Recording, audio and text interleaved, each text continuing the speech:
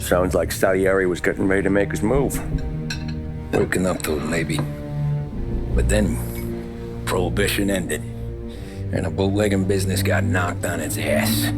Oh, that fighting over booze meant next to nothing. It took us a few years to recover. But when we did bounce back, boy, it was something. We took what dough we had from the moonshine and Canadian whiskey and invested it into new records. Some of them even legal. Construction, restaurants, trucking, gambling. We branched out into everything, except peddling dope. By 35, things were looking up. We had good money rolling in on the regular.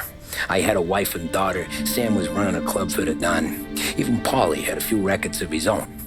Wasn't exactly happy, but what do you call it then? Content.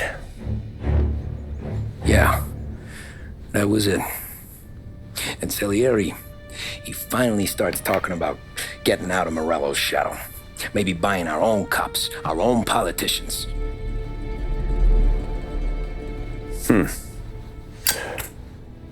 That's interesting. You think Salieri was sourcing highbinders in 34? Maybe. Wait.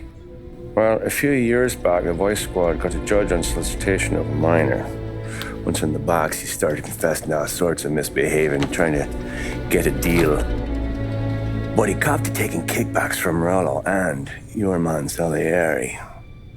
Playing them off one another, trying to goose the take. But once Morello found out, he threatened to bury the judge's kids on the beach. Still breathing, of course. Christ. That was the missing piece. How's that? Morello was always winding us up, but he never did anything that might start an all-out war. Learning Salieri was building his own bench must have finally tipped his scales, because in 35, he hit us with both barrels.